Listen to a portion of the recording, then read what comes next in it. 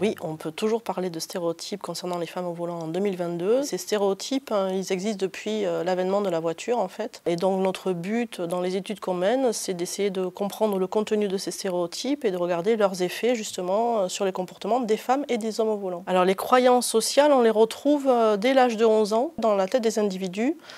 Les femmes sont considérées comme naturellement incompétentes pour la conduite automobile et que du fait de cette incompétence, elles sont obligées d'être prudentes et conformes aux règles parce qu'elles ne maîtrisent pas suffisamment leur véhicule. Et en miroir total, du côté des hommes, la croyance sociale, c'est que les hommes sont naturellement compétents pour la conduite et que du fait de cette compétence et de cette maîtrise du véhicule, ils peuvent se permettre de prendre des risques au volant. Les contenus de ces stéréotypes, concernant l'homme au volant, ils ne bougent pas, c'est-à-dire qu'on a les mêmes croyances à l'âge de 11 ans qu'à l'âge de 15 ans, sur la première étude qu'on a menée. Et on retrouve ce stéréotype qui pose l'homme comme étant le prototype du conducteur, encore dans la population adulte. Par contre, les stéréotypes concernant la femme au volant deviennent de plus en plus négatifs avec l'âge. C'est-à-dire que plus on s'approche de l'âge d'accès à la conduite, donc 18-20 ans, plus l'image de la femme au volant devient négative, chez les garçons comme chez les filles.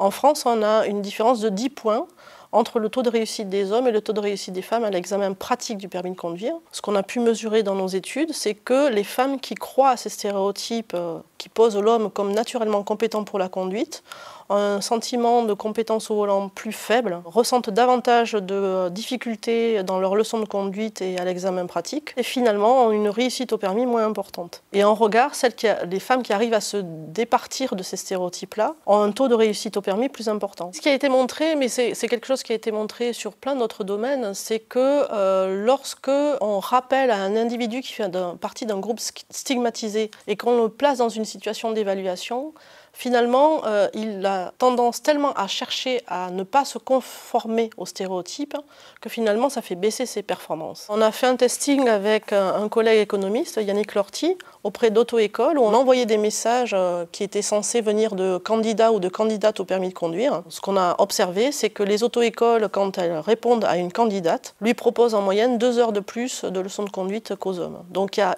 aussi dans la tête des moniteurs d'auto-école, des gestionnaires d'auto-école, ce stéréotype qui joue et qui fait que du fait de ces stéréotypes et du fait de la réalité, de la moindre réussite des femmes, finalement, ils partent du principe que ça va être plus difficile pour une femme d'obtenir son permis que pour un homme.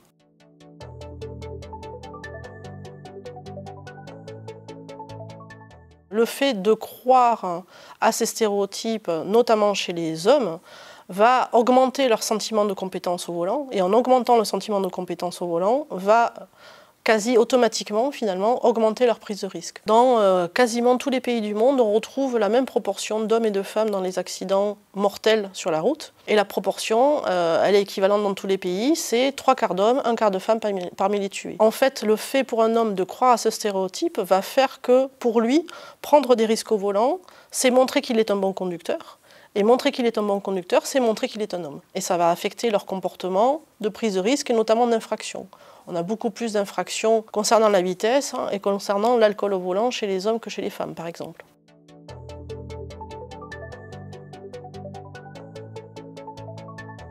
La première réaction qu'on pourrait avoir, c'est de se dire que le problème il vient de la faible compétence des femmes au volant et que donc il faut agir sur ce faible sentiment de compétence. Mais on sait par ailleurs que le sentiment de compétence au volant a tendance à augmenter la prise de risque des conducteurs au volant. Donc c'est pas la bonne solution. La bonne solution, ça serait plutôt d'arriver à abaisser le sentiment de compétence des hommes qui est dû au fait qu'ils croient à ces stéréotypes sur leurs compétences naturelles. Pour diminuer ce sentiment de compétence des hommes au volant, je pense qu'il faut agir très tôt dans la vie des individus, arriver à faire prendre conscience notamment aux parents que leur croyance sur le fait que la prise de risque est un signe de masculinité, que c'est normal pour un garçon de prendre des risques et que c'est plutôt bien vu, c'est là-dessus qu'il faut arriver à agir, et en augmentant notamment le sentiment de vulnérabilité des hommes. Dans la vie en général, en fait, pas seulement au volant, mais très tôt dans la vie, les individus sont persuadés qu'un garçon est plus robuste et plus invulnérable finalement qu'une fille. C'est là-dessus, je pense qu'il faut agir très tôt dans la vie.